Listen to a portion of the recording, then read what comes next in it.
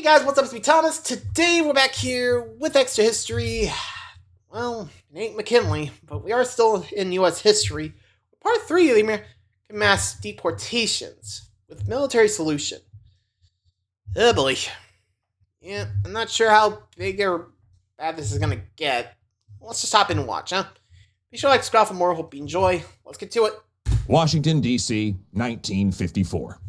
Three men sit around the table, designing a military operation. This makes sense, as two of them are former soldiers. The first is President Dwight Eisenhower, former Supreme Allied Commander in Europe and Commander of NATO. This is his first position in civilian leadership, but he is a military man who likes military solutions. The second man is Joseph May Swing, a retired general who Eisenhower appointed as the head of the Immigration and Naturalization Service. He commanded paratroopers during the invasion of the Philippines, and as a lieutenant, helped conduct the punitive expedition into Mexico hunting Pancho Villa.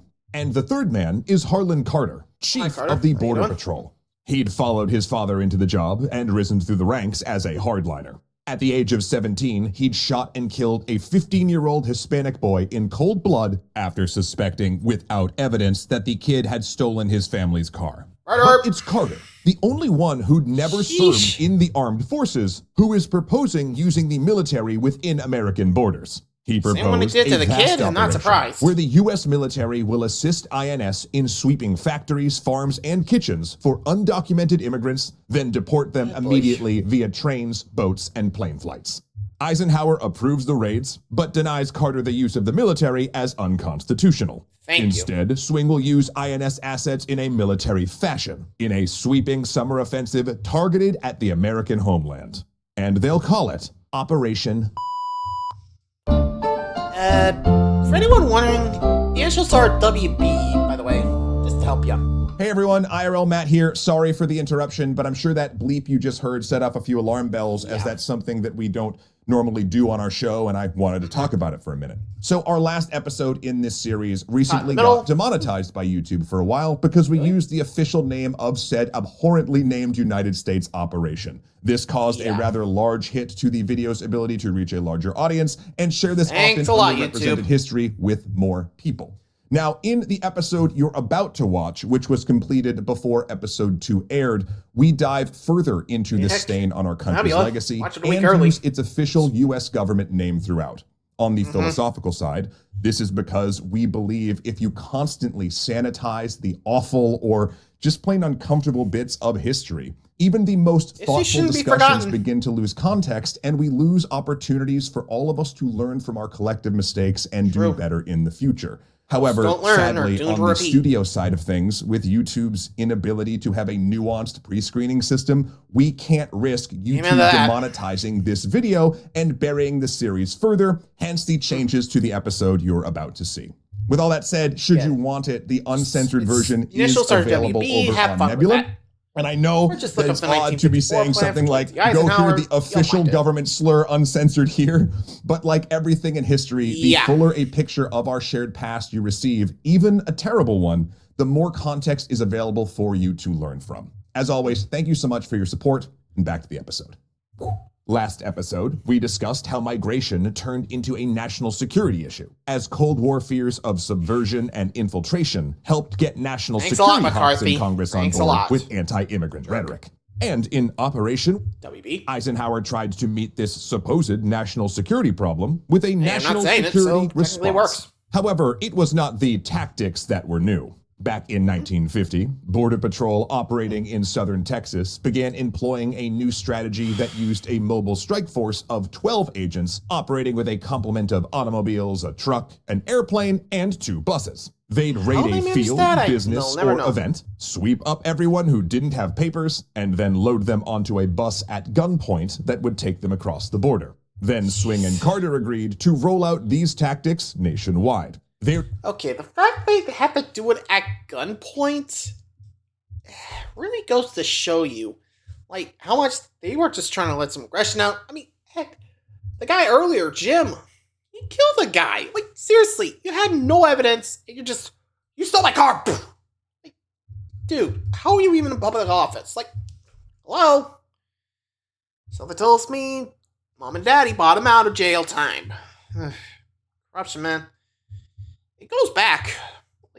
Teams of Border Patrol and INS would target immigrant hotspots across the country, such as California, Texas, and Chicago. And they set up checkpoints inland from the southern border to catch any migrants who'd made it through the beefed-up border security. They'd also expand the bus lift, train lift, and airlift tactics that INS had already pioneered, busing migrants to the border, where Mexican Border Patrol took charge of them. Flights taking deportees to the interior of Mexico, chartered from private airlines who jockeyed for the lucrative government contracts, resumed again after ceasing due to lack of funds in 1953. And finally, they'd added what would become an infamous boat lift program, operating from Port Isabel, Texas to Veracruz, Mexico. It would load deportees in front of families playing on the beach in Port Isabel, packing in around 2,000 deportees per month. That's a slap in the face. The program was announced to great fanfare, lauded in the press under its official name. That term originated in Texas during the early Bracero program, when from 1942 to 1947, the state of Texas opted out of the initiative because growers felt the 30 cents an hour wage was too high, and instead welcomed undocumented migrants who supposedly swam across the Rio Grande to get hired, quote, while their backs were still wet. Today, the term is solidly considered a slur, but back then, it was regularly used in headlines. And when Operation WB was announced, there was very little pushback. Cold Warrior politicians liked that it was tough on national security. Labor organizations were pleased that there was action on what they considered a threat to their economic interests. And an early series of articles where the government advertised the excellent conditions aboard flights, they made a big deal about giving the deportees boxed lunches, made the whole thing seem humane. Which was important, since Supreme Court decisions during the era of the Chinese Exclusion Act had emphasized that deportation was a civil proceeding, not a form of punishment. Even Hispanic veterans organizations came out in favor of the operation. After all, people should just take the legal path if they wanted to come here, right? Well, that changed pretty fast.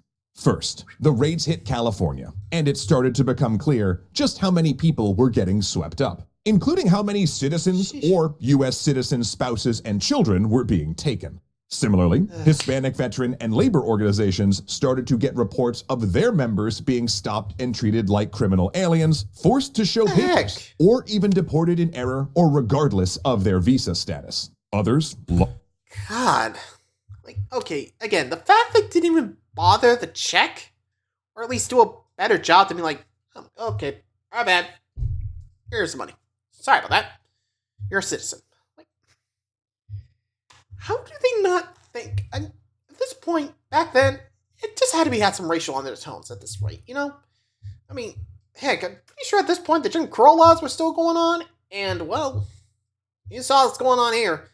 Pretty sure that mindset is leading on over here, ain't it?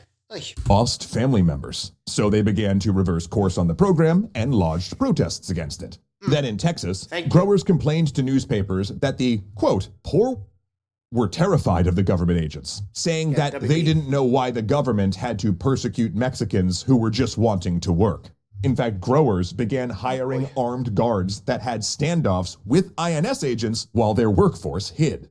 But it was in Chicago that the biggest resistance coalesced. Chicago was the last place hit, and by that time, public backlash had begun to grow. Similarly, the Hispanic community was a bit more spread out and far more integrated into the city's service industry, meaning that when the raids happened, there was a greater sense that it was your neighbor or barber being taken at gunpoint. Citizens were more likely to hide, warn, or cover for those they knew when INS showed up. There was also, by then, a greater sense that by forcing a formal deportation hearing, rather than acquiescing to voluntary return, they could stymie the operation in the courts. But the most horrifying stories came from deportees, non-citizens and citizens alike, who were swept up in the raids. Though there was some attempt to send deportees to the region that they hailed from, the INS was frequently careless. It wasn't unusual for men, women, and children to be sent to cities they were totally unfamiliar with, including some who did not speak Spanish. And because they were detained at random times, these people often had only the clothes on their backs and what money they had in their pockets. That is, if the American or Mexican Border Patrol agents didn't shake them down during the trip, which some did officially, since detainees were supposed to pay for their own transport if they had funds, while others were simply robbed. And despite the headlines about boxed lunches, many were dropped off in unfamiliar cities without food, water, housing, or money. Others were famously let off in the middle of nowhere. In one incident, 88 deportees died of sunstroke when buses let them off in the middle of the desert, forcing the Red Cross to intervene. But it was the boat lift that became the most controversial. The US government hired a Mexican shipping company for the effort, reasoning that it was cheaper because Mexican maritime laws, safety standards, and passenger requirements were far looser. 2 ships, the SS Emancipacion and the SS Mercurio, were used. Not the passenger decks, though. Deportees would live between the decks, in the cargo area. Deportees were packed in there with few modifications amid conditions that a later congressional investigation would compare to the Atlantic slave ships. The rough seas meant that most spent the journey extremely seasick, with the few toilets overflowing. The one mercy was that the deck was air-conditioned. Not for migrants, though. See, these ships also carried bananas north and migrants south. They wanted to make sure the bananas arrived fresh. Conditions aboard the ships became so infamous in Mexico that there was an outcry in the local press that leaked over to the United States, particularly after an incident where a group of deportees jumped overboard and tried to swim to shore at a Mexican port where they had family. While a few made it, 4 others drowned or were attacked by sharks. In response to the public outcry, an INS official inspected the ship and, in a press conference, told reporters that while the conditions would offend an American passenger, they were, quote, sufficient for... He went on to claim that lower-class Mexicans were unfamiliar and the racial with undertones, my friends. The public outcry helped ensure that Operation only lasted a few months, with most mass actions winding down by the fall. But, you know, here is the thing. After all this horror, after the people shipped like cargo, eaten by sharks, left in the desert, it turned out that the number of people deported during Operation was actually less than the previous year. See, Commissioner Swing claimed that during 1954, the Border Patrol apprehended 1,089,583 people due to the summer campaign. But those numbers were from the financial year of 1954 that ended on June 30th, only 2 weeks into the operation. In reality, most of the apprehensions from the campaign were included in the 1955 numbers, which were 254,096 apprehensions, meaning that the operation expelled perhaps 300,000 people, many of whom likely came back. So why all this misery? Well, it was for the cameras. One major feature of Operation, from the eye-catching name to the high-profile appointment of Swing to the reporters that followed the raids, was that it was trying to get attention. This was essentially a publicity campaign, subjecting migrants to awful conditions and giving the press access to them so they could capture that misery and disseminate it to the public as a strategy to frighten migrants and show the American public that something was being done. And they claimed it worked, as far as they could measure. For the rest of the 1950s, illegal entries went drastically down, which has triggered at least one 2014 article about Operation titled, "How President Eisenhower Solved Illegal Immigration," which is just so obviously wrong on its face because border enforcement is larger than ever. But Operation was only one side of the equation. The other side was that around the time of the program, the US government was expanding avenues for legal migration.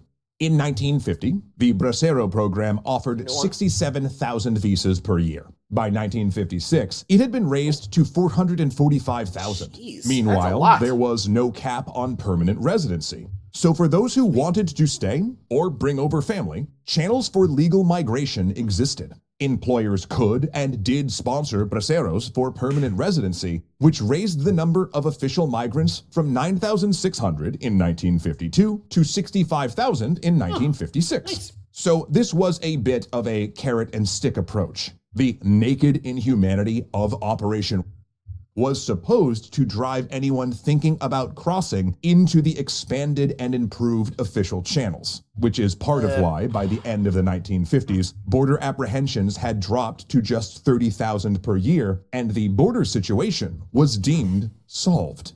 This is, of course, not to say that the Bracero program was great. Yeah. The supposed economic lift to Mexico never came. It was explicitly an attempt to undercut agricultural unions, and Braceros frequently reported underpayment, wage theft, substandard housing, and unreasonable work demands.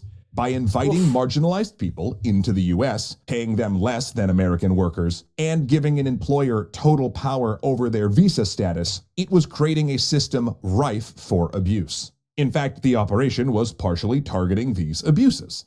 Farmers in South Texas were the worst offenders in abusing braceros, and Swing actually threatened them with constant raids if they did not start complying with program requirements. But as the civil rights movement...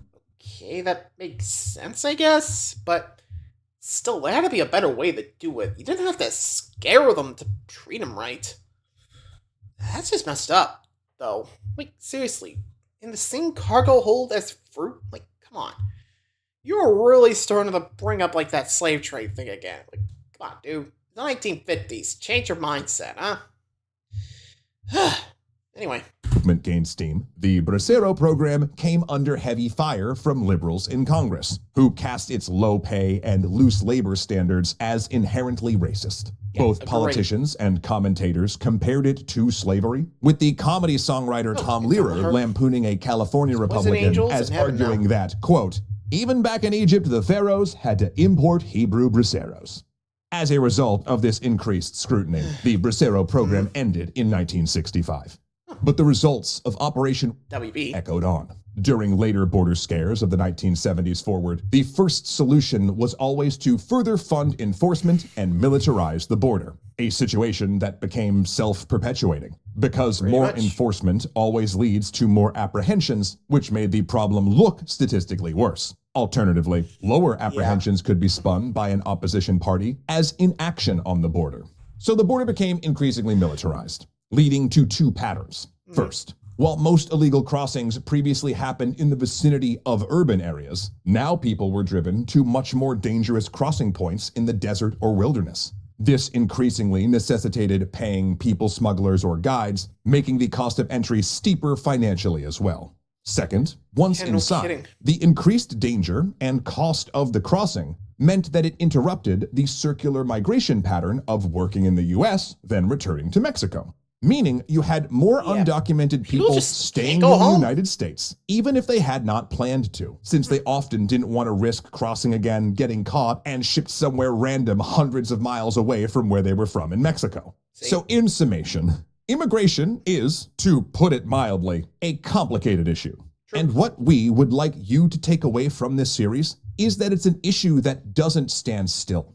What history can teach us from looking at this issue, even solely dealing with Mexican migration from the 1930s to the 1960s, is that the situation changed by the decade due to evolving economic, political, national security, and cultural factors. And a complicated, changing issue needs equally well thought out policies that are willing to change and adapt to meet new needs. There is no permanent solution. Though at this point, we do have decades of evidence that harsher enforcement doesn't eliminate the problem so much as change it. Even something like Operation WB, which is considered an inhumane black mark today, still came in tandem with expansion of legal migration. It's a topic that needs to be approached with nuance and humanity, with a good faith effort to understand the problem and commit to consistency in trying to solve it, aka the opposite of what the current administration is doing right now. Because throughout the period we've shown, and let's be real to the present, it seems that the only constant is the United States welcoming immigrant laborers when it needs them, whether they entered legally or not, then changing its mind and initiating harsh crackdowns on those same people when it is convenient for a narrative. So I guess the last thing that I just want to say here is, if you are asking people to play by the rules, seems like a pretty fair and good idea that the referee might have to play by those rules too. Because if our... Yeah, no kidding. Like, even I had to agree. Like, seriously, if you want to, make the rules, you gotta make sure you can at least enforce it, or at least make sure it's fair for everyone. Otherwise, you're just being a jerk for no reason, Just saying. Well, anyway, thanks for watching. Hope you enjoyed. Till next time, adios.